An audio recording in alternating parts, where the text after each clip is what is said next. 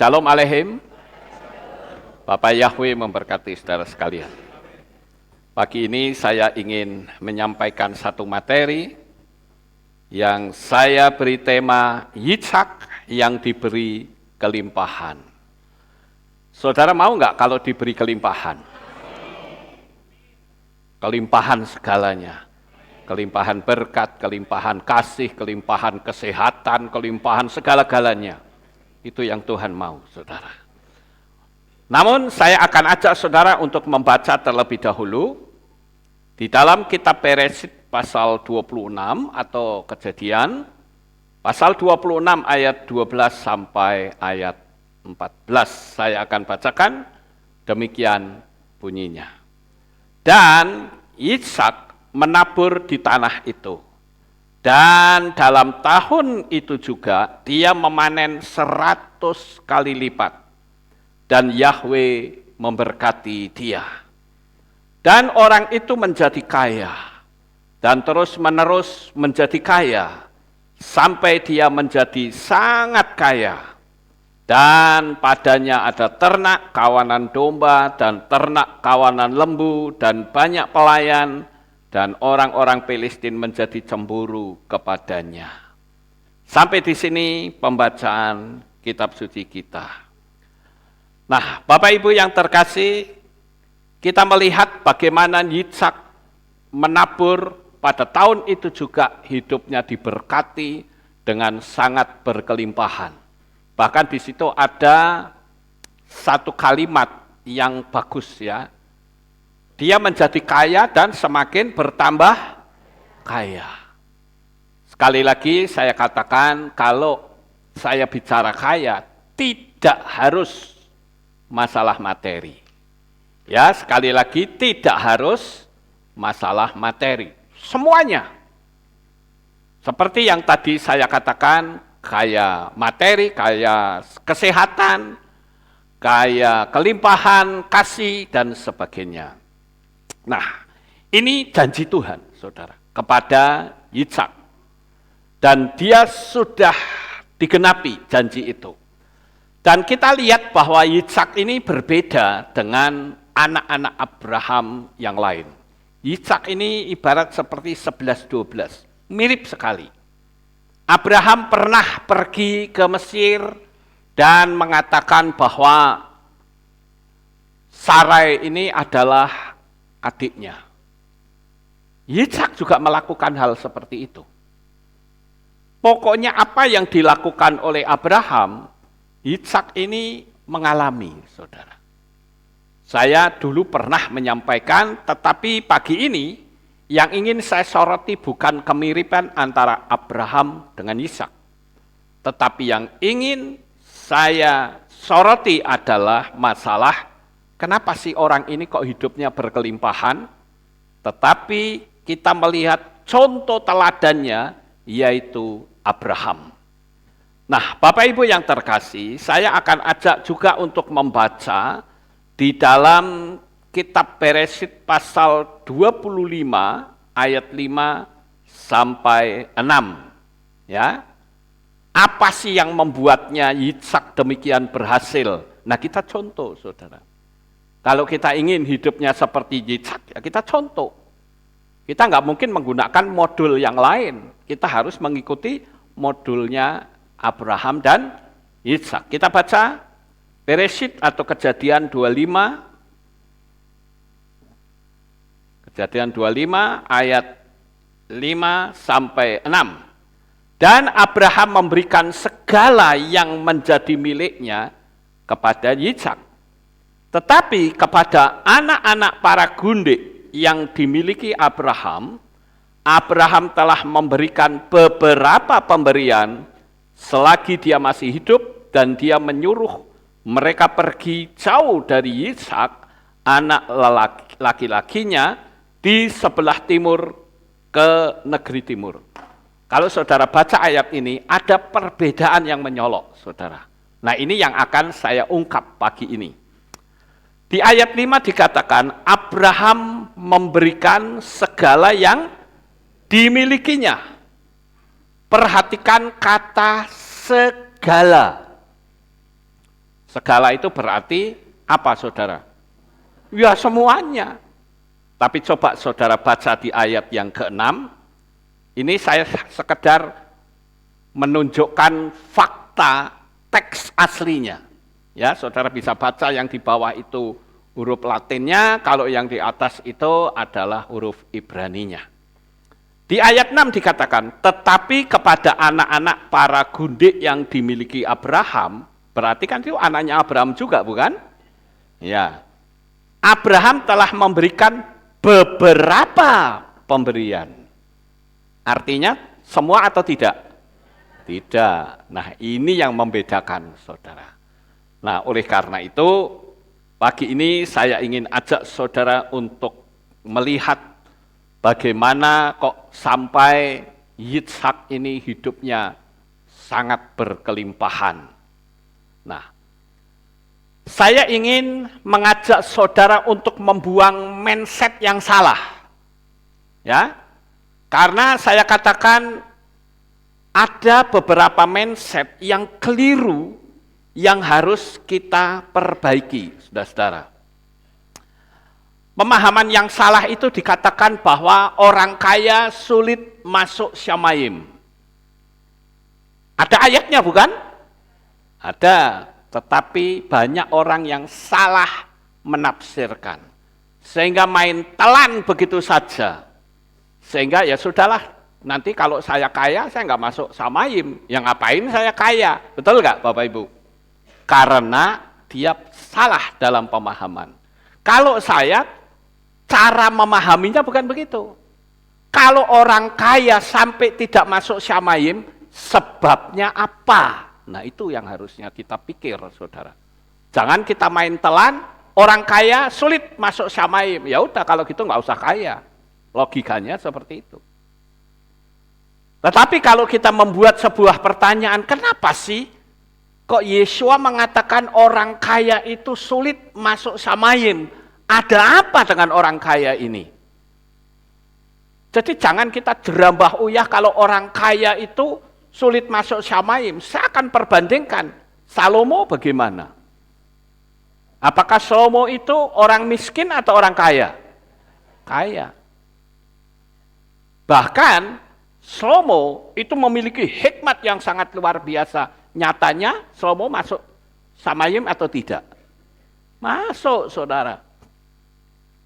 Jadi kalau gitu tentu ada yang harus dipertanyakan. Kadangkala orang menggunakan ayat yang salah, hasilnya akan menjadi salah. Akar segala kejahatan ialah cinta uang. Ada kan ayatnya? Nah ini juga disalahartikan, saudara. Ya kalau begitu nggak usah kita cinta uang. Karena akan jadi segala kejahatan. Saya mau tanya di sini, siapa yang cinta uang? Angkat tangan. Saya angkat tangan loh, saudara. Saya angkat tangan, saya cinta uang, saudara.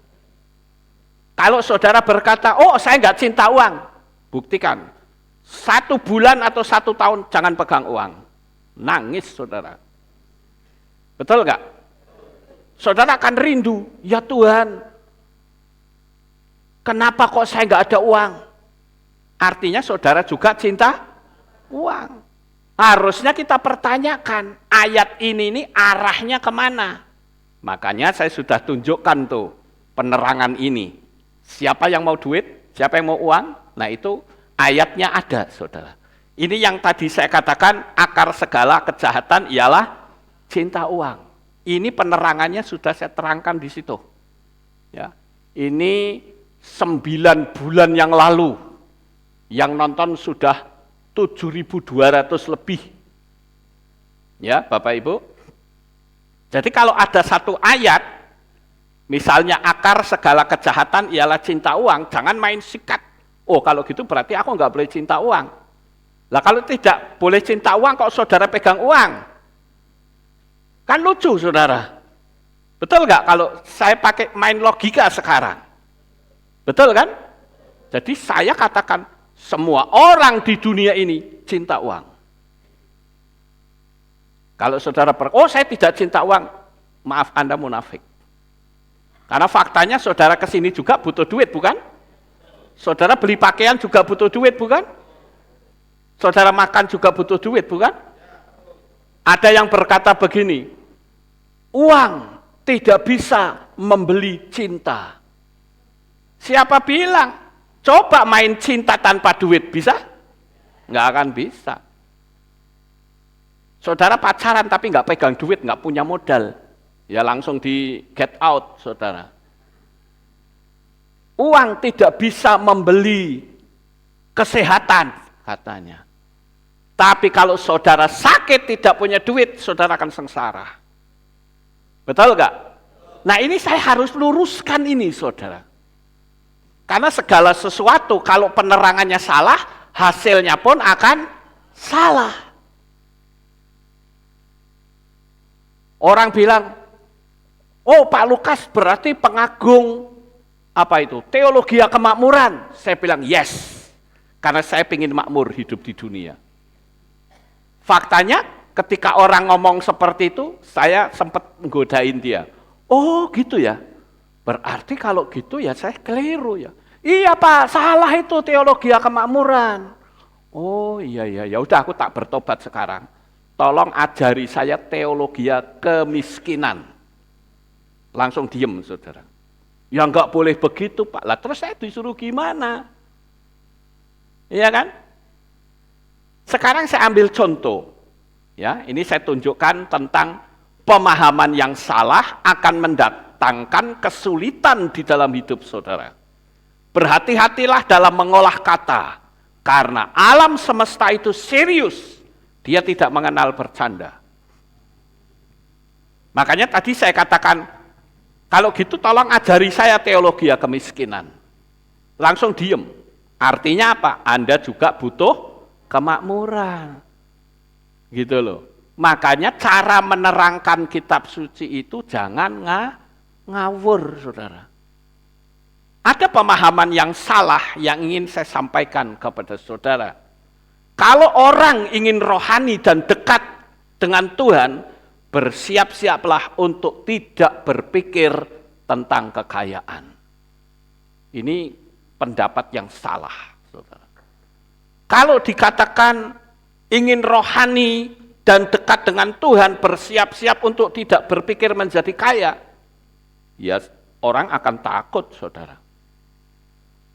Iya toh, kalau dekat dengan Tuhan yang Maha Kasih, saya ambil contoh gampang saja.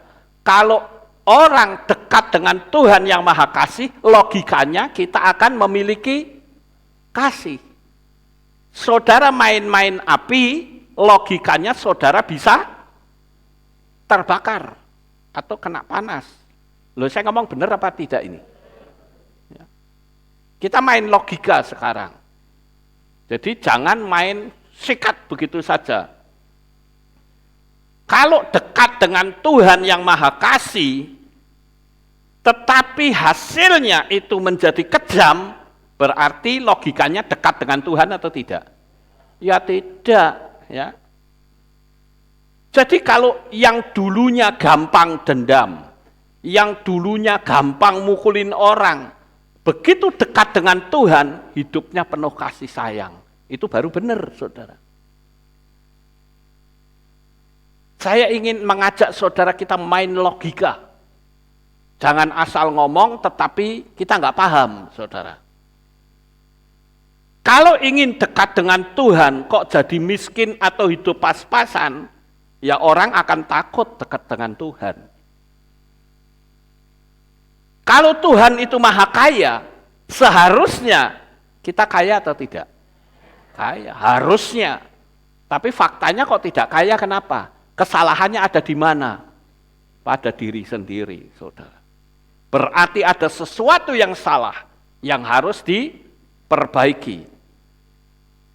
Makanya saya katakan, kalau kita dekat dengan Tuhan yang Maha Pengasih dan Penyayang, lah kok kita isinya kebencian, dendam, caci maki, umpat, fitnah. Lah apa itu? Tuhan, saudara. Bukan Tuhan, tapi hantu itu iya, saudara. Ini kita mesti paham ini. Kemudian ada yang berkata begini, kalau kita ngirit karena takut miskin, maka yang terjadi adalah justru benar-benar miskin. Kenapa bisa seperti itu? Karena energi yang dipancarkan adalah ketakutan. Dan yang ditakutkan itu pasti terjadi. Itu sudah hukum alam semesta, saudara. Di dalam kitab Iyob pasal 3 ayat 25-26, apa yang aku takutkan itulah yang menimpa aku. Yang aku khawatirkan itulah yang mendatangi aku. Kan setiap energi negatif yang ada di pikiran kita, maka pikiran kita akan membawa kita masuk ke dalam pola energi yang negatif. Jadi sekali lagi, saya buat sebuah pertanyaan yang terakhir. Siapa yang mau hidup miskin? Angkat tangan. Ayo, ada yang berani? Nanti saya doain deh. Siapa yang mau hidup kaya raya? Angkat tangan. Ingat, ini ditangkap alam semesta loh ya saudara. Kalau saudara nggak angkat tangan, benar saudara tangkap alam semesta, berarti Anda tidak butuh kekayaan. Jangan salahkan Tuhan kalau saudara betul-betul tidak hidup kaya. Sekali lagi, siapa yang hidup kaya? Angkat tangan. Haleluya. Semua, turunkan tangan saudara. Bagaimana dengan saudara yang ada di rumah masing-masing? Jikalau saudara ingin kaya, silakan angkat tangan. Saya tidak tahu saudara. Tetapi saudara sendirilah yang mengambil keputusan. Aku mau angkat tangan atau tidak. Tapi kalau saudara ingin hidup diberkati kaya raya, angkat tanganmu. Dan saya katakan engkau yang mengangkat tangan, terjadilah apa yang kau ucapkan. Begitu juga dengan di sini. Saudara yang tadi mengangkat tangan, saya katakan dalam nama Adonai Yeshua HaMashiach, kekayaan mendatangi hidup saudara. Dari keempat penjuru angin akan datang memenuhi kehidupanmu. Haleluya. Jadi itulah hukum alam semesta. Ada orang yang memang ngirit saudara, karena takut miskin, jadi miskin. Tapi beda kalau ngirit karena ingin menghentikan hawa nafsu, mata, lapar mata, saudara. Lapar mata tahu? Lihat apa beli, lihat apa beli, lihat apa beli. Nah, saudara ngirit, tapi untuk menghentikan ini, itu benar baru, saudara. Kenapa orang terus mengalami kemiskinan? Karena dia mudah menghakimi dengan berkata, oh si Yohanan itu pelit. Ngomongnya aja enak di mimbar, jangan Yohanan deh, Lukas saja. Lukas itu pelit, ya. Ngomongnya aja di mimbar kasih-kasih, mana buktinya? Saya menghadapi kesulitan juga enggak ditolong. Misalnya begitu kan? Tetapi saya berkenan di hadapan Tuhan. Sekalipun manusia menjadi hakim dadaan, saya tetap berkenan. Kenapa? Karena saya memberikan pertolongan kepada orang lain, orang itu kan nggak ngerti. Saudara. Si hakim dadaan tadi kan nggak ngerti kalau saya memberi pertolongan orang lain. Paham Bapak Ibu? Itu sebabnya kenapa energi negatif menghakimi orang akan membuat Anda stagnan di dunia alam roh. Saudara ditangkap bahwa engkau memang sangat membutuhkan dan akan terus seperti itu. Saya katakan Bapak Ibu, berapa banyak orang ketika melihat orang lain hidupnya diberkati kaya raya, dia jadi iri. Pertanyaan saya, ada nggak orang yang seperti itu? Jawabannya malah banyak. Bukan ada, tapi malah banyak. Kenapa bisa seperti itu? Karena dia tidak paham bahwa dunia alam semesta ini itu penuh dengan kekayaan dari Bapa Yahweh. Kekayaannya itu seperti udara, seperti oksigen yang mudah saya tangkap. Saya buat sebuah ilustrasi. Misalnya, Ini kan udara. Saya kan tadi ngomong kekayaan itu seperti udara. Kalau saya menghirup udara, aduh segar. Segar. Atau saya percepat.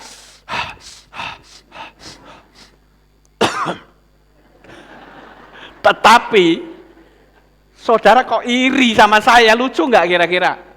Lucu ya, hirup sendiri. Lawang kekayaan itu banyak kok. Loh, saya ngomong benar apa tidak? Sekali lagi saya katakan kekayaan itu seperti udara, oksigen yang ada di dunia ini. Kenapa kok sampai saya bisa menghirup udara dengan bebas dan mudahnya sambil cengar-cengir sukacita, sementara saudara iri? Penyebabnya apa? Mungkin bumpet hidungnya, mungkin masih kena flu. Lo bisa nggak saudara? Lo enak Pak Lukas nyedoti udara laku sededel hidung saya. Nah itu ilustrasinya gampang saudara. Bapa Yahweh itu maha kuasa. Amin. Dia sanggup memberikan pertolongan kepada kita. Saya kadang-kala merenung Bapak Ibu. Kalau Tuhan itu mau tolong kita, hambatan seperti apapun dia selalu buka jalan. Misalnya nih, saudara, saya lihat filosofi biliar, saudara. Biliar itu kan misalkan saya akan memasukkan bola itu ke sebuah lubang di sana, tapi terhalang. Ketika terhalang, saya akan apa? Saya akan terobos? Tidak, saya akan ambil yang di sebelah sana. Kita pantulkan ke situ. Kira-kira saudara ngerti apa enggak? Ya. Itulah cara Tuhan, saudara. Berkat-berkat yang Tuhan akan curahkan kepada saudara mungkin dihalangi oleh seseorang, tapi dia tidak kehilangan akal. Dia bisa pakai orang sono, untuk memantulkan bola, sehingga bola yang menjadi sasaran masuk lubang pasti masuk. Itu cara kerja Tuhan. Makanya ada lagunya dari Don Moon, He will make a way. Kan pernah dengar kan lagu itu? Dia buka jalan saat tiada jalan. Dia bekerja di jalan yang tak terlihat oleh kita. Dia membimbingku. Kan begitu lagunya kan?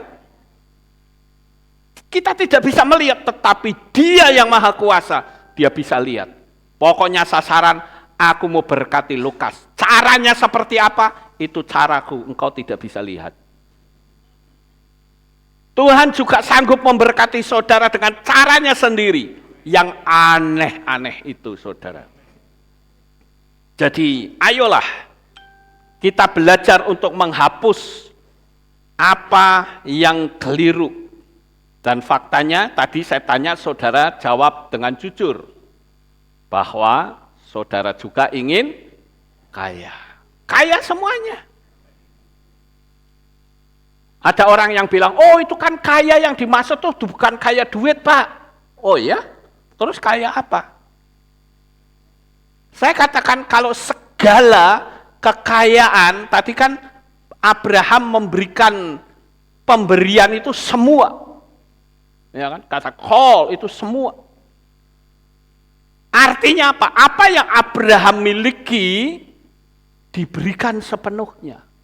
Nah, pagi ini saya akan ajak saudara, apa sih yang Abraham itu lakukan? Apa yang dia lakukan itu yang akan kita contoh. Sekarang kita lihat. Nah, ini saya lanjut dulu ya, tadi saya potong. Ada perbedaan antara pemberian yang diberikan kepada Ishak dan kepada para gundik-gundiknya. Kalau pemberian yang diberikan kepada Ishak, jawabannya apa tadi? Semua. Diingat saudara ya, pemberiannya Abraham kepada Ishak itu semua. Tetapi pemberian kepada anak-anak para gundiknya itu hanya beberapa saja. Kesian deh, ya, Yitzhak mendapatkan kelimpahan segala-galanya. Bukan cuma materi saja yang diberikan kepada Yitzhak, tetapi kemampuan Abraham yang begitu luar biasa diberikan kepada Yitzhak, saudara-saudara. Ini yang perlu kita pahami agar supaya kita tidak salah. Kita lanjut, kemampuan apa yang diberikan Abraham kepada Yitzhak? Yang perlu kita contoh. Yang pertama adalah kesetiaannya kepada Bapa Yahweh. Saya kira kita nggak perlu baca-baca ayat deh. Nanti kelamaan, saudara catat saja, baca sendiri di rumah. Tetapi setiap saya ngomong selalu ada dasarnya. Saudara nggak asal ngomong, saudara, tetapi ada dasarnya. Apa sih yang perlu kita contoh dari Abraham, yaitu kesetiaannya kepada Bapa Yahweh? Saudara pernah lihat tokoh ini? Siapa? Mbah Marijan. Ini menjadi tokoh inspirasi bagi saya, saudara. Kenapa? Karena Mbah Marijan ini adalah seorang tokoh yang betul-betul setia menjalankan tugas dari rajanya. Ketika sang raja itu berkata, jangan tinggalkan, dia betul-betul tidak tinggalkan. Sampai dia mati dalam tugas. Mungkin orang terkesan konyol, tapi bagi saya tidak. Inilah kesetiaan itu harus sampai mati. Firman Tuhan ada yang berkata, kamu itu dipanggil, dipilih, dan setia. Saudara dipanggil dan dipilih, tapi nggak setia. Piye, saudara? Ini yang sangat mengerikan. Kalau sampai di akhir hidup kita ternyata kita dalam posisi iman yang sedang jatuh, maka semua pelayanan yang saudara lakukan sepanjang hidup saudara akan rontok sama sekali. Dulu kan saya pernah cerita, tapi saya kembali ulang cerita ini. Harapan saya saudara tidak bosan tetapi diingat. Ketika dulu saya masih pertama kali baru bertobat, saya masuk di salah satu gereja kecil di Comal. Tentu saja tidak mengenal nama Bapa Yahweh dan juga masih Natalan. Di situ ada seorang ibu-ibu yang pandai sekali main drama Natal. Saya bilang ini kalau dites, diuji untuk casting film pasti lolos. Kepandaiannya luar biasa. Kalau dia nangis, betul-betul nangis. Dia marah, betul-betul marah.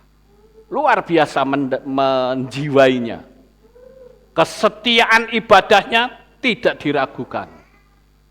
Tapi pada suatu hari, saudara, si ibu ini mengalami sakit. Dan karena anaknya itu tidak ada yang satu iman, dibawalah ke Semarang. Saya sempat membesuk, saudara. Dibawa ke Semarang, dan ketika kami besok pun, kami hanya dapat waktu hanya sebentar. Anak-anaknya melarang untuk banyak bicara. Dan anaknya mengatakan, ibu ini satu iman, sudah satu iman dengan saya. Oh gitu ya, sudah, suruh gimana lagi. Dan tidak lama si ibu ini dipanggil Tuhan. Sangat disayangkan bukan? Kepandaiannya, pelayanannya, kesetiaannya rontok semuanya. Makanya saya katakan bahwa kesetiaan di dalam kita mengikut Tuhan itu sangat penting. Berapa banyak orang harus meletakkan kesetiaannya kepada Tuhan hanya karena masalah materi. Itu bukti bahwa materi itu di atas segala-galanya. Walaupun bagi kita materi itu bukan di atas kita, tetapi dia hanya menjadi sahabat kita, yang bisa kita perintahkan kemanapun uang itu berada. Karena kita menjadi rajanya. Paham Bapak Ibu? Dan sekali lagi kita perlu mencontoh kesetiaan dari figur ini. Orangnya tidak kaya, tetapi dia berpegang teguh dengan tugasnya. Sekarang pertanyaan saya, saudara melayani pekerjaan Tuhan. Tugas saudara apakah sudah ditunaikan dengan baik? Atau asal-asalan? Inilah yang dilakukan oleh Abraham. Saya katakan dia begitu setia, luar biasa kepada Bapa Yahweh. Dan yang kedua, Abraham itu memandang kehidupan bukan melalui fisik. Saya mau tanya kepada saudara, boleh ya saya banyak tanya pagi ini?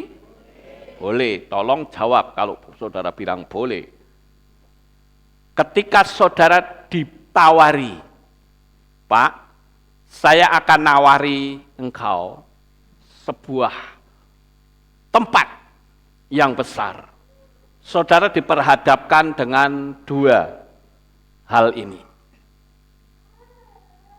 Kalau saudara disuruh milih A atau milih B? Kok nggak milih A, kenapa? Loh, ini saya akan umpamakan tentang Abraham, saudara. Abraham itu tidak disuruh milih sama Tuhan, tetapi dia sendiri yang mengambil sebuah kesepakatan dengan siapa? Lot, saudara. Lot, daripada gembala-gembala kita pada ribut berantem, wis kita pisah saja. Kita pisah baik-baik, kita tetap menjadi keluarga. Sekarang begini, ayo kita naik ke atas, lalu kita lihat. Kamu pilih mana? Kalau kamu utara, aku selatan. Kalau kamu barat, aku timur. Sakarepmu pilih yang mana? Ketika saudara disuruh milih,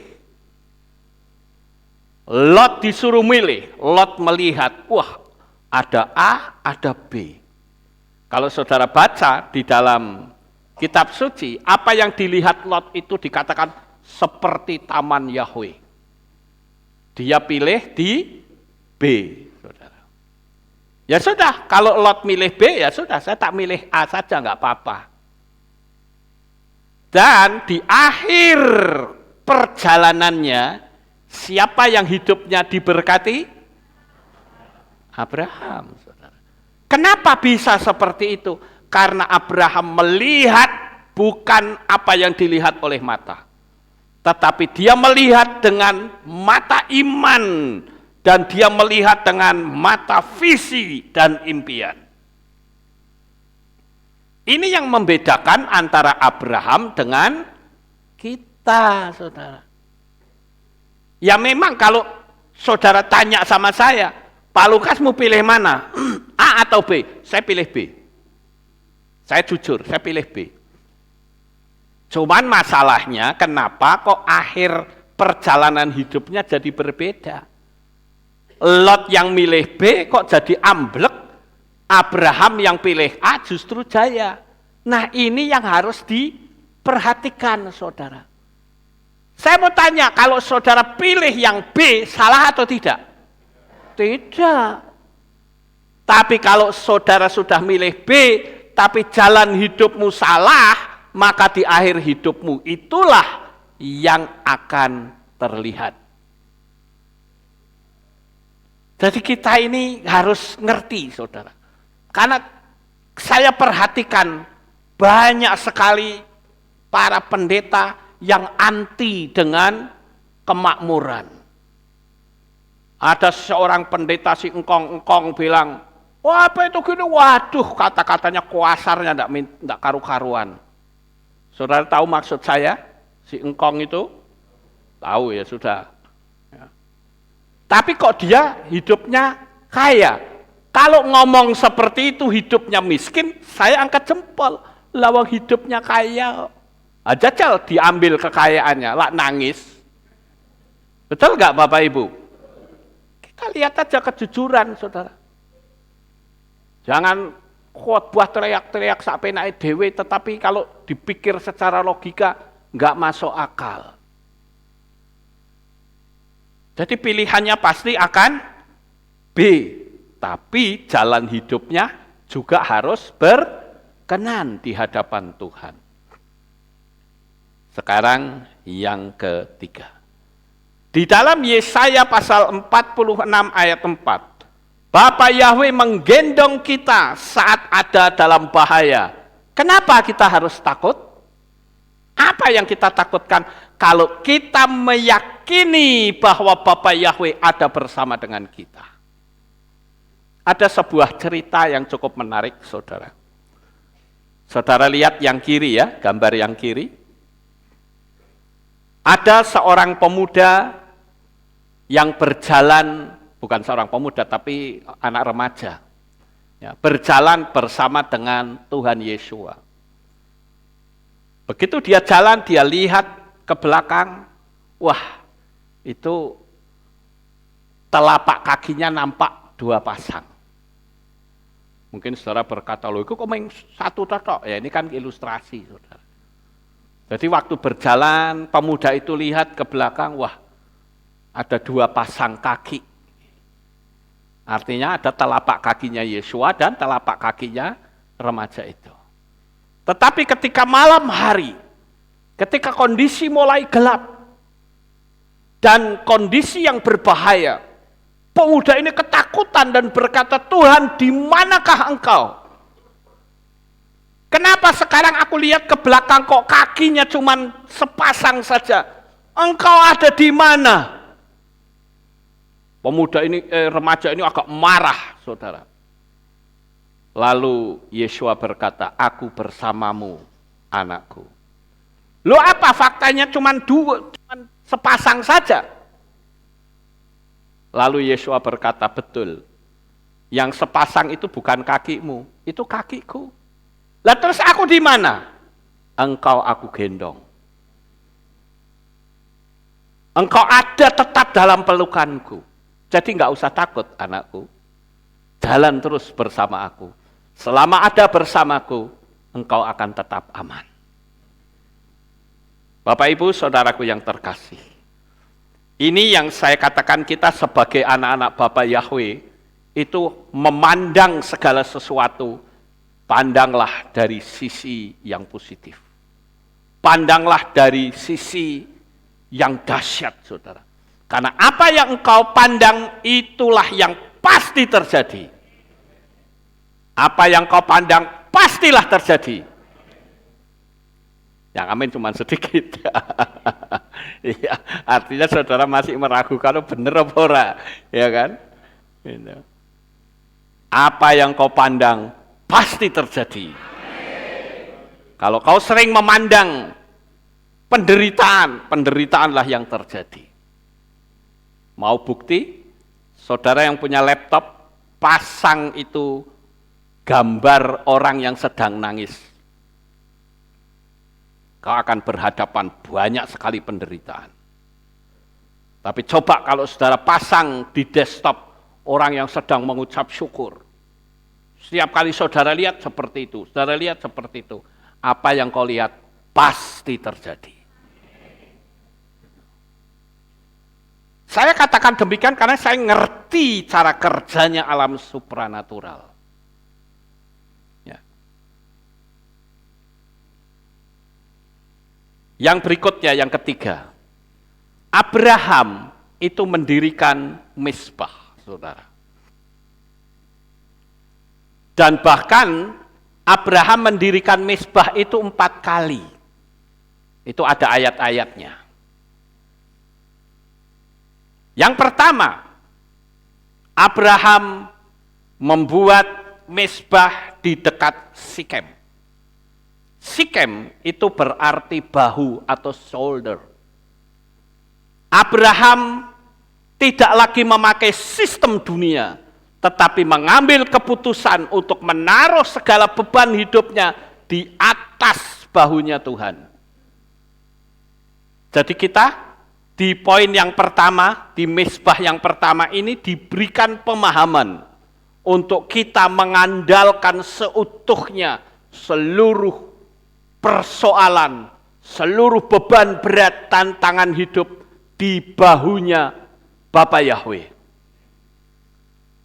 Dan yang berikutnya kalau kita lihat, setiap kali Bapak Abraham itu mendirikan misbah, dia memanggil nama Yahweh. Saudara bisa lihat di Beresyit 26 ayat 25. Bapak Abraham memanggil nama. Sekali lagi Bapak Abraham memanggil nama. Lah orang-orang percaya ini seringkali ngomong, aku ini keturunannya Abraham.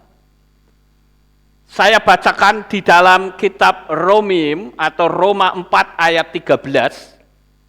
Sebab janji kepada Abraham atau kepada keturunannya untuk menjadi pewaris dunia bukanlah melalui Torah melainkan melalui kebenaran iman. Dikatakan sebab Abraham atau kepada keturunannya. Semua orang Kristen kan ngaku kalau dirinya keturunan Abraham, betul nggak? Lah kok nggak panggil nama Yahweh? Lah kuwi keturunannya sopo? Itu kan ngaku-ngaku tok, saudara. Galatia pasal 3 ayat 29. Dan jika kamu milik Hamasya, sekali lagi, jika kamu milik Hamasya, maka kamu adalah keturunan Abraham. Bahkan ahli-ahli waris menurut janji. Wow, kita ini keturunannya Abraham. Dan saudara saya katakan sudah benar termasuk saudara yang ada di rumah. Karena engkau panggil nama Yahweh. Lah yang dipanggil nama sesembahan lain kok ngaku-ngaku keturunannya Abraham. Lah iki piye saudara? Ini kan sudah nggak cocok babar blas dengan firman Tuhan. Itu yang namanya seenaknya sendiri.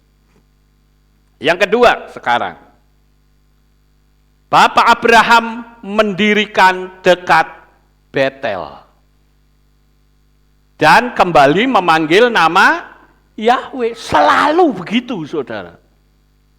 Makanya saya katakan mungkin ada di antara saudara yang belum panggil nama Bapak Yahweh dan engkau menyaksikan streaming ini, saya katakan berubah. Karena keturunan Bapak Yahweh berarti ikut nenek moyangnya, yaitu panggil nama Yahweh. Dia mendirikan dekat Betel. Betel itu artinya rumah Elohim. Bet itu rumah, El itu Elohim, rumah Tuhan. Orang menghormati rumah Tuhan akan memiliki penundukan diri sekalipun secara daging itu sulit diterima. Jadi kalau ada kehilat yang besar, itu sebetulnya adalah keinginan hati Bapa Yahweh. Tetapi Satan itu tidak suka. Satan bilang nggak perlu ada kehilat-kehilat, apalagi sekarang ini sudah zamannya teknologi. Semua tinggal nonton duduk di kamar masing-masing. Nggak perlu macam kayak Pak Lukas itu. Diriin kehilat gede-gede sombong itu. Kalau diriin kehilat harus kecil-kecilan saja. Lawang Bapak Yahweh itu maha kuasa kok kecil-kecilan tuh piye toh? Lo betul gak di saya ngomong Bapak Ibu? Bapak Yahweh yang kita sembah itu Tuhan yang maha kuasa. Lah kok pinginnya yang kecil-kecil ki piye? Bahkan sekarang ada pendeta yang mengatakan gak perlu ibadah, apalagi berorganisasi, ini makin parah saudara. Toh juga ketika ada baptisan, saya juga yang keluarin akte. Ayo, piye? Jadi kadangkala kalau saya lihat ini orang-orang ini pada nyimpang dari firman Tuhan, saudara. Betel itu artinya rumah Tuhan. Dan kita harus tahu bahwa rumah Tuhan itu adalah tempat di mana kita bisa bersama-sama bersekutu. Kita bisa bersama-sama membagi kasih satu dengan yang lain. Kalau saudara tadi melihat, sebelum kita mulai kan ada lagu terakhir tuh. Itu lagu yang bikin itu AI, saudara, teknologi AI. Saya bikin menggunakan sebuah aplikasi namanya Suno kalau nggak salah, Suno. Ya. Itu saya bikin. Dan hasilnya menurut saudara bagus nggak lagu tadi? Sangat bagus, saudara. Saya nggak bisa nyanyi, tetapi AI yang menciptakannya. Itu di situ saya katakan bahwa ya,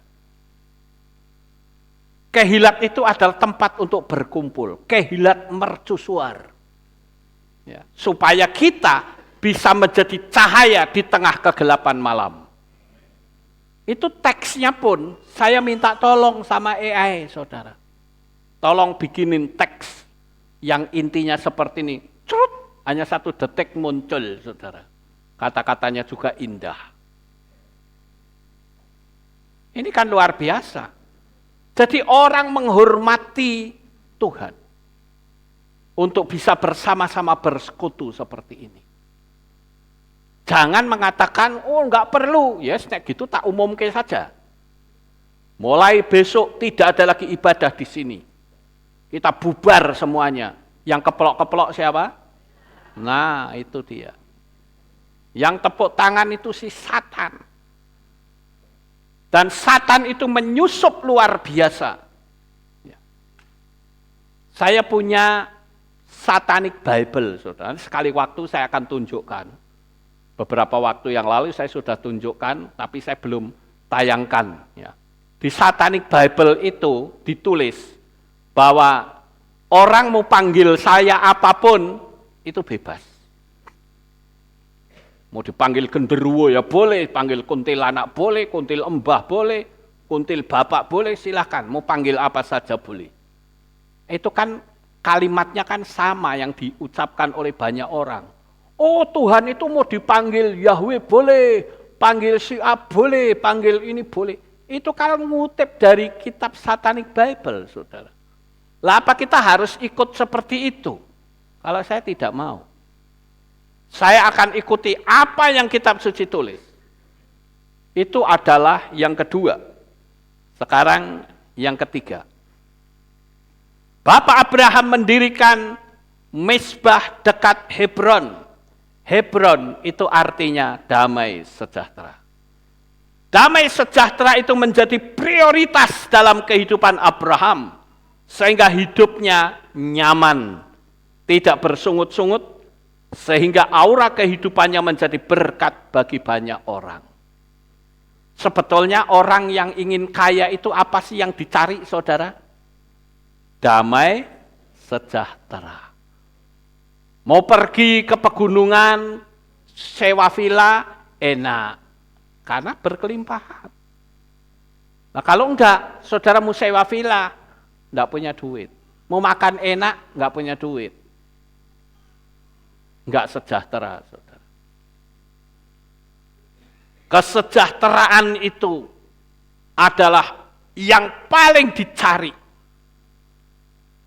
Kalau saudara sakit, mau pergi ke rumah sakit nggak ada duit, sejahtera nggak kira-kira? Enggak. Jangan saudara, oh saya sejahtera, mati iya saudara, karena nggak diobatin. Jadi kesejahteraan itu menjadi prioritas utama. Saya juga berharap saudara adalah orang-orang yang memprioritaskan kesejahteraan dalam kehidupan rumah tangga saudara. Di dalam komunitas saudara, di dalam kehidupan bisnis saudara. Jikalau hidup saudara itu sejahtera, Saya katakan dalam nama Bapa Yahweh, dalam nama Adonai Yeshua HaMashiach dan Ruach HaKodes, hidupmu penuh dengan berkat dan mujizat. Haleluya. Sekarang yang keempat. Abraham mendirikan mezbah kan tadi 4 kali. Nah sekarang yang keempat. Mezbah didirikan di Gunung Moria. Gunung Moria itu adalah gunungnya Bapa Yahweh. Di gunung ini Abraham membuktikan bahwa dia lebih mencintai Tuhan dari segala-galanya. Artinya Tuhan itu menjadi prioritas utama dalam kehidupan Abraham. Sekarang, misalnya saat saudara mau ibadah, kebetulan saudara didatangin tamu, apa yang akan saudara lakukan? Ya wis ibadahnya sok neh, ibadahnya nanti lagi, ya minggu depan juga boleh. Minggu depan mau berangkat didatengin tamu lagi, nanti minggu depannya lagi. Sehingga ibadahnya jadi prioritas saat ada hari raya saja. Jadi 1 tahun ibadahnya cuma 7 kali saja. Aku datang ibadah saja sudah mujizat kok. Nah ini kan parah kalau begitu saudara. Kita harus mengambil sikap untuk ibadah menjadi prioritas utama. Saya tanamkan terus kalimat ini. Jika dalam 1 minggu engkau tidak beribadah dan engkau menjadi tenang, artinya engkau sedang bermasalah. Kecuali memang rumahnya jauh ya, rumahnya jauh di luar kota, ya ibadahnya pakai streaming, it's okay, nggak apa-apa. Kan pagi ini juga ada Bapak Ibu yang ikut streaming dari kami, bukan? It's okay. Saya kadangkala prihatin ya Bapak Ibu. Prihatinnya saya itu begini. Ada KPI itu tidak sesama dengan kita. Saudara. Kemarin ada yang tanya sama saya, Pak, di daerah ini ada KPI enggak Pak, saya mau ikut. Oh ada. Di mana ini? Saya tunjukkan. Orangnya masuk ke situ, saudara. Lalu kasih laporan sama saya. Loh Pak Lukas, kok enggak sama ya dengan Pak Lukas? Aduh, saya jawabnya bingung juga, saudara. Saya bilang ya memang KPI kan punya otonomi sendiri-sendiri ya. Di sana katanya, loh di sini kok pakai sidur. Lah kok aku jadi kembali ke Protestan lagi kalau begitu. Ada yang seperti itu. Bahkan kadangkala orang tanya, Pak Lukas punya cabang enggak di kota ini? Punya. Tuh masuk ke sono. Tapi di sana keganjel karena pendetanya bilang, jangan dengerin Pak Lukas. Iki piye toh sakjane saudara. Lawang saya rekomendasikan ke situ, dia subscriber, tapi di sana tidak boleh dengerin saya. Lah kan bingung saudara. Sampai orang itu bilang begini, apa aku tak ngomong, ya wis aku ora tak ngrungokke Pak Lukas, tak ngrungokke pendeta liya wae. Begitu? Malu kan dia. Jadi kadangkala saya prihatin ya dengan teman-teman saya ini, saudara. Tidak boleh nonton streaming saya, padahal mereka subscriber. Ini kan parah banget, saudara. Sampai orangnya mengeluh dan berkata, wes Pak, aku tak ibadah streaming saja, ngikutin Pak Lukas malah sejahtera. Ya wes karepmu. Nah, suruh bagaimana, saudara? Saya ngasih tahu seperti ini, nanti dianggap Pak Lukas intervensi ke kehilat yang lain. Sementara kami punya aturan sendiri, ya sudah. Memang di KPI kami punya kebebasan. Ya, mau pakai sidur boleh, mau pakai ini boleh, mau pakai itu boleh. Pokoknya panggil nama Yahweh dan Yeshua. Jangan nyimpang dari firman Tuhan. Tapi kadangkala yang muncul enggak seperti itu. Ini sangat memprihatinkan, saudara. Dan saya ingin teman-teman saya, ayolah kita kerjasama. Saya rekomendasikan ke kehilatmu, dan jangan kamu tutup untuk mengatakan jangan nonton streaming saya, ya mencelat orangnya, saudara. Keluar, enggak mau, dia yang merekomendasikan saya kok. Ini loh. Ada yang bilang, aku kalau ibadah mengikuti streaming Pak Lukas jauh lebih enak. Karena enggak berlama-lama. Ada yang seperti itu. Macam-macam. Ya saya bilang, ya sudahlah kalau memang Anda sejahteranya ikutin streaming kami, ya sudah. Apa boleh buat? Karena Anda di situ tidak sejahtera. Suruh gimana? Daripada tidak ibadah, betul nggak Bapak Ibu? Gitu. Ini hanya sekedar himbauan untuk teman-teman saya. Gitu loh. Oke, sekarang kita lihat yang berikutnya. Sekarang ciri khas orang yang cinta Tuhan itu seperti apa? Ini kan di sini dikatakan, ya. Nah ini di Gunung Moria, ini kan Abraham membuktikan bahwa dia lebih mencintai Tuhan lebih dari segalanya. Nah saya ambil kata cinta. Ciri khas orang yang cinta Tuhan itu bagaimana? Yang pertama, dimanapun berada Tuhan dijadikan objek pembicaraan. Selalu yang dijadikan objek pembicaraan itu adalah Tuhan atau mujizat-mujizatnya. Sehingga kalau ada orang yang dengar, ini orang masih ngomongin apa sih? Oh, masih bicarakan mujizat. Dia nguping, saudara. Wah, ternyata yang namanya Bapak Yahweh itu kok maha kuasa ya. Langsung dia tanya gini, Pak, aku mau tanya, Bapak Yahweh itu siapa sih? Nah, saudara orang itu akan mencari Bapak Yahweh, saudara. Tapi kalau yang dibicarakan, oh si A begini, si A itu begini. Orang dengar, ngomongin apa tuh ini? Wah, lah nek ngono isi api agamaku. Masih bagus agama saya daripada orang ini. Lawang satu iman diserang kok. Betul nggak Bapak Ibu? Makanya saya memberitahu kepada teman-teman saya, ketika engkau diserang, diserbu, dicaci maki, diumpat, dihujat, abaikan saja. Karena itu firman Tuhan katakan dari buahnya kamu kenal pohonnya. Betul nggak Bapak Ibu? Dari buahnya kamu kenal pohonnya. Buahnya pisang, saudara mengatakan itu pohon duren, ya tidak mungkin. Kalau pohon duren keluarnya pasti duren, saudara. Memang ada pohon duren, misalnya nih, pohon duren keluarnya duren tanpa biji. Orang seneng. Padahal itu adalah hasil rekayasa. Bisa saja nampaknya bagus, tapi hanya rekayasa. Jadi, dimanapun berada, Tuhan dijadikan objek pembicaraan. Coba saja kalau saudara mencintai orang lain.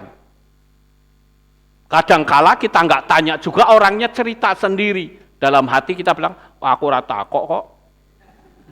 Aku nggak tanya kamu cerita itu. Untuk apa? Kan begitu. Karena apa? Karena dia cinta. Ya. Ciri khas yang kedua adalah setia berbakti, jarak bukanlah masalah. Kalau orang mencintai orang lain, sekalipun jaraknya jauh, dia nggak masalah. Sampai dia katakan, lautan api pun aku seberangi. Tapi setelah kawin, baru grimis, mangkato dewe. Ya kan? Loh ini jujur, bener gak kayak gitu saudara? Masih pacaran saja, wah kata-katanya muluk. Kalau kamu menghadapi kesulitan, lautan pun aku seberangi. Lautan api sekalipun, aku arungi. Nek nyoto ya kobong toh. Ya. Kalau memang fakta mesti kebakar. Tapi ya sudah, namanya juga rayuan gombal ya seperti itu. Ya. Tapi itulah yang dikatakan setia berbakti. Jarak itu bukan masalah. Yang ketiga, melakukan perintahnya dan menjauhi larangannya. Kalau orang lagi pacaran, lagi seneng-senengi saudara, dia pulang sekolah capek tiduran. Mamahnya bilang, nak, tolong beliin sabun di tetangga sebelah ya nak. Mama ini kayak nggak ngerti ya, aku pulang sekolah capek loh mah. Mamahnya ngelus dodo, ya wes lah suruh biel neng. Tiba-tiba ditelepon sama pacarnya. Yang, tolong kamu anterin aku ke supermarket ya. Hayo, mau kapan? Inilah kurang ajar saudara. Disuruh mamahnya nggak mau, disuruh pacarnya, wah langsung jenggirat. Saudara. Itu artinya melakukan perintahnya, diperintah mamahnya, nggak mau, diperintah pacarnya, kok mau. Kalau gitu pertanyaan saya saja nih, dia itu mencintai mamahnya apa pacarnya? Menurut saudara cinta siapa? Cinta pacarnya. Lawang tuku sabun yang cuma sebelah enggak mau, supermarket yang jauh kok mau. Aneh kan? Makanya ada ayat di dalam kitab Syir Hasyirim atau kitab Kidung Agung. Cinta kuat seperti maut. Kalau maut sudah datang, tidak ada yang bisa mengganggu-gugat. Kalau maut itu berkata, Lukas, pulang kamu sekarang. Enggak bisa, saya bilang, Tuhan tunggu saya begini. Kalau Tuhan bilang, lu pulang sekarang, saya harus bilang siap. Siap, tidak siap, harus siap. Nah, kalau pas waktu dipanggil iman kita sedang gugur, piye saudara?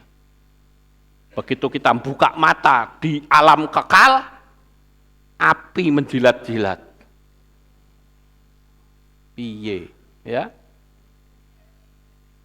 Ciri khas orang yang cinta Tuhan, mendidik anak-anak seawal mungkin untuk mengenal Tuhan yang benar. Ayolah kenalkan anak saudara gitu loh. Kadangkala saya lihat orang-orang ini aneh saudara. Waktu hamil, Pak Lukas tolong doain ya, supaya saya punya anak sehat, tak doain. Begitu anaknya sudah mulai lahir dan sudah diserahkan, senangnya luar biasa. Tapi setelah itu ngilang saudara. Ketika ditelepon, lo kok nggak ibadah? Repot. Iya saudara. Lo ini anak ini sudah diserahkan lo.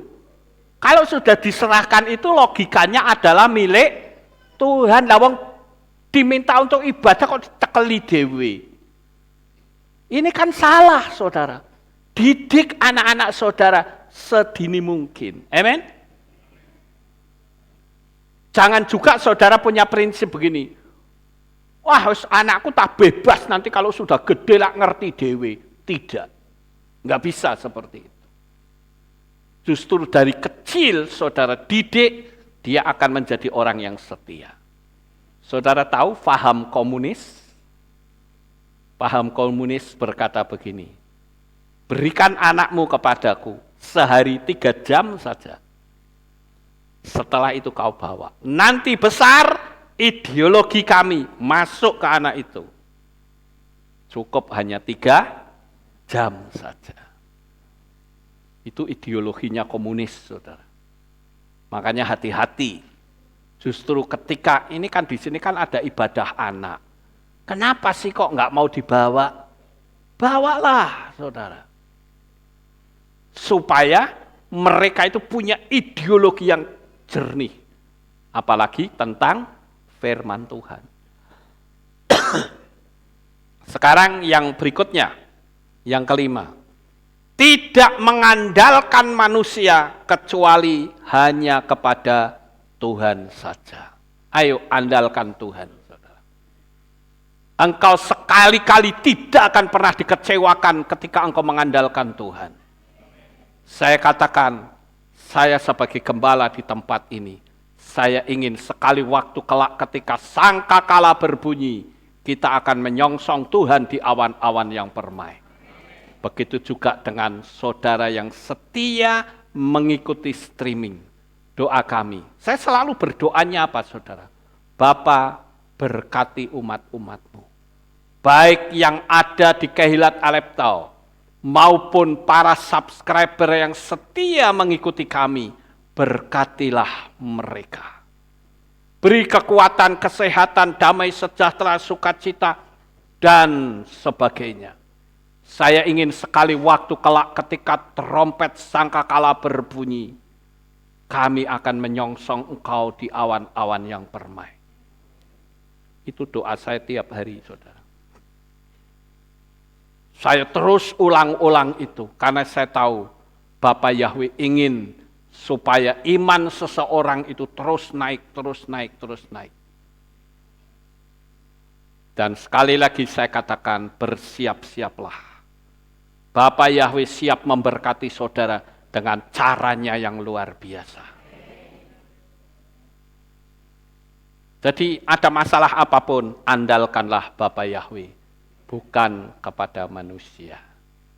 Sekarang yang keenam, selalu bersyukur dalam segala hal. Ini yang tidak mudah, saudara. Orang bersyukur kalau dia punya rumah. Orang bersyukur kalau dia punya mobil. Tapi jarang orang bersyukur ketika dia sedang berhadapan dengan masalah. Tetapi hari ini kita diajarkan, ketika kita berhadapan dengan apapun, bersyukurlah. Karena firman Tuhan mengajarkan kepada kita untuk kita selalu mengucap syukur dalam segala hal. Baik hal yang enak maupun hal yang tidak enak. Dan yang keempat,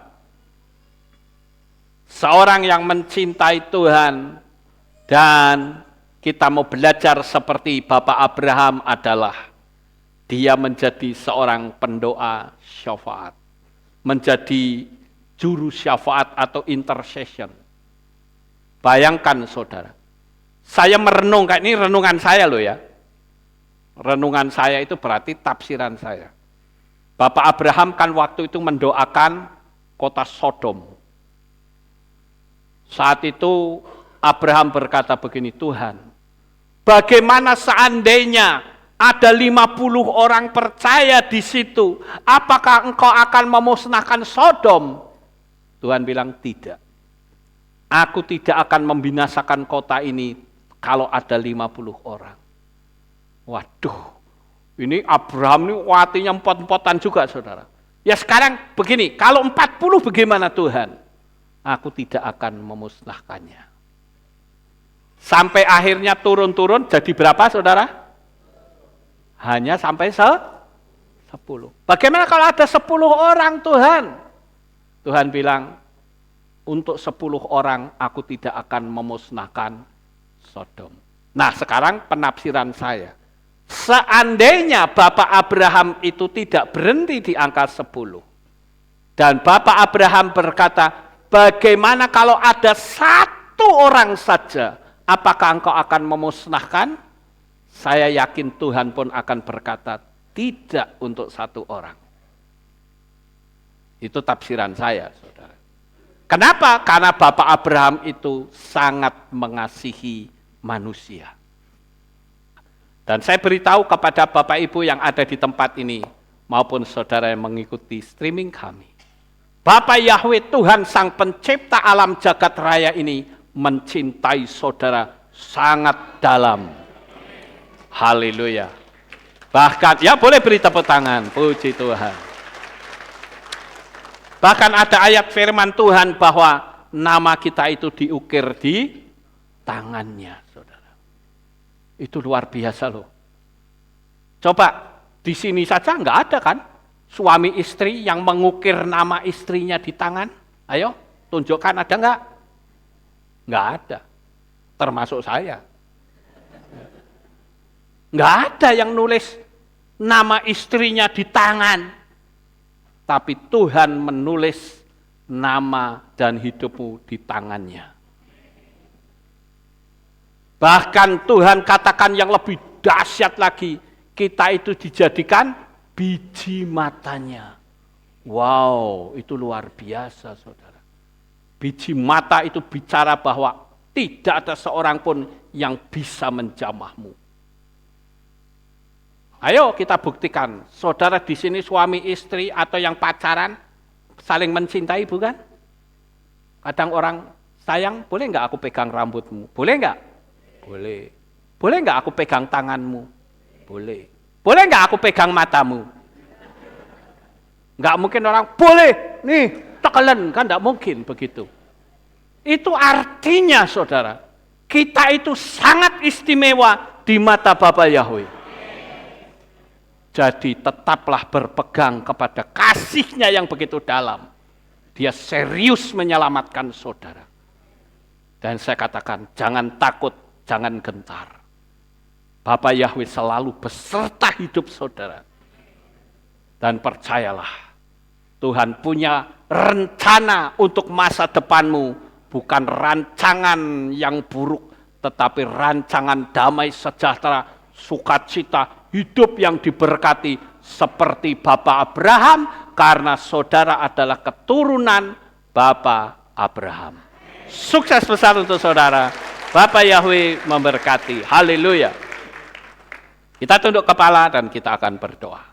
Kami mengucapkan terima kasih dan syukur kepadamu ya Bapa. Pagi ini kami bersama-sama telah mendengarkan renungan firman. Biarlah apa yang kami renungkan pagi ini menjadi berkat bagi banyak jiwa-jiwa baik yang ada di sini maupun yang mengikuti kami melalui streaming. Diberkatilah mereka semua dengan berkat yang melimpah. Di dalam nama Adonai Yeshua HaMashiach kami sudah berdoa. Amin. Haleluya. Kita akan dengar pengumuman.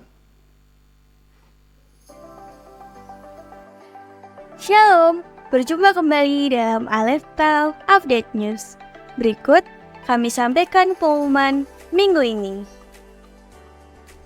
Info Men's Club.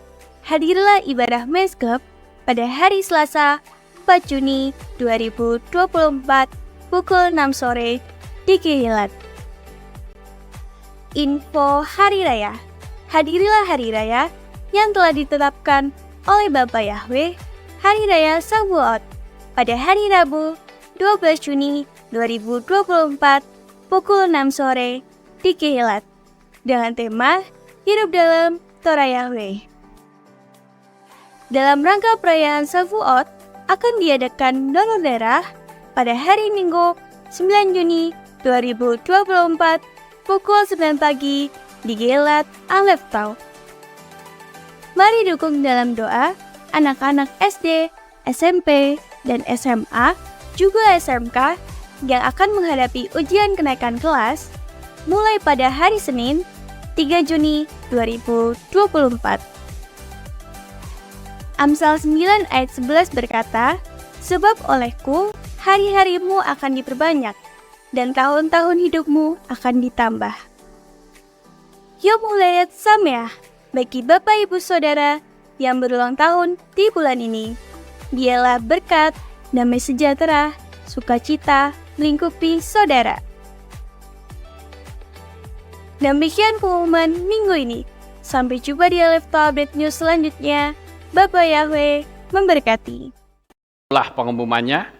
Nah, karena ini adalah minggu pertama, maka seperti biasa pada tiap-tiap minggu pertama, saudara diberikan kesempatan untuk memberikan persembahan tatangan untuk pembangunan yang sampai hari ini masih terus berlangsung. Begitu juga bagi saudara yang berulang tahun di bulan Juni, dan bagi saudara yang akan ujian sekolah, kami mengundang untuk bisa maju ke depan. Saya akan doakan bersama dengan jemaat. Ayo, siapa yang berulang tahun di bulan Juni silakan maju. Yang akan ujian sekolah juga silakan maju. Yang lain kita bangkit berdiri, kita akan tutup di dalam doa. Sekali lagi, hari ini minggu pertama saudara diberi kesempatan untuk memberikan persembahan tatangan. Baik Bapak Ibu, saya tunggu siapa yang berulang tahun di bulan Juni dan siapa yang akan ujian sekolah, silakan maju ke depan. Oke, mari kita bersama-sama berdoa. Bapak Ibu sekalian, angkat tanganmu, arahkan ke depan untuk saudara-saudara kita. Dalam nama Bapa Yahweh yang Maha Pengasih dan Penyayang, sebentar lagi kami akan kembali pulang ke rumah kami masing-masing. Jaga lindungi peliharakan kami ya Tuhan, sampai di rumah dengan selamat. Dan saya berdoa secara khusus untuk anak-anak-Mu yang berulang tahun di bulan Juni. Bapak Yahweh, berikanlah kado istimewa untuk mereka semua, sehingga mereka mendapatkan kado yaitu yang selama ini doa-doa mereka mungkin belum terjawab, tetapi di ulang tahun mereka Engkau berikan kado istimewa untuknya. Terima kasih Bapa Yahweh, kami serahkan anak-anak-Mu di dalam tangan kuasa-Mu yang sudah bekerja. Tuhan berkati buah pekerjaannya, Tuhan berikan income yang semakin hari semakin bertambah banyak. Diberkatilah mereka sekalian ya Bapa. Kami juga berdoa untuk anak-anak-Mu yang esok akan ujian sekolah. Tuhan beri hikmat, akal, budi, kepandaian, sehingga mereka bisa mengerjakan soal-soal dengan jujur. Dan kami percaya mereka semua akan memiliki nilai-nilai yang tinggi dan prestasi-prestasi yang hebat. Terima kasih Bapak Yahweh, kami serahkan semuanya ini di dalam tangan kuasa-Mu. Sebentar kami mau pulang, jaga lindungi kami sampai di rumah dengan selamat. Pertemukan kembali pada jam-jam ibadah mendatang di dalam ikatan tali kasih-Mu. Terima kasih ya Bapak Yahweh, inilah doa syukur yang kami naikkan kepadamu. Di dalam nama Adonai Yeshua HaMashiach, kami sudah berdoa dan mengucap syukur. Kami juga berdoa sekali lagi untuk persembahan tatangan bagi tangan-tangan mereka yang memberikannya, baik yang ada di tempat ini maupun ada di kota-kota dan tempat-tempat yang lain. Bapak Yahweh berkati korban tatangan, tangan kasih mereka. Terima kasih Bapa, terpujilah Engkau di dalam nama Adonai Yeshua HaMashiach. Kami sudah berdoa. Mari kita angkat tangan kita dan kita akan menerima berkat Kohanim. Haleluya. Yevarecheka Yahweh wa yishmereka.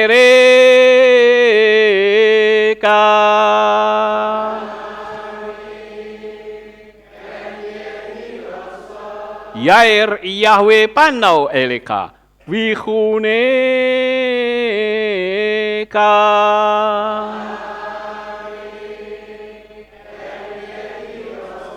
Yesa Yahweh panau eleka wa yashem leka shalom.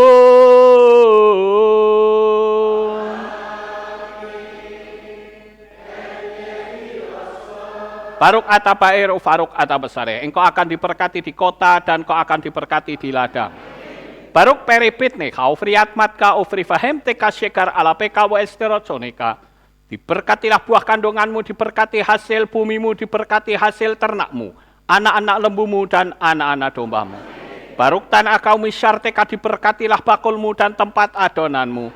Baruk ata boboy kau faruk ata betseteka, dan kau akan diberkati pada waktu engkau masuk, dan engkau akan diberkati pada waktu engkau keluar. Baruk ata Yahweh Elohenu melek haolam, besem Yeshua HaMashiach ruah hakodes kile olam faed. Kami sudah berdoa dan mengucap syukur. Haleluya.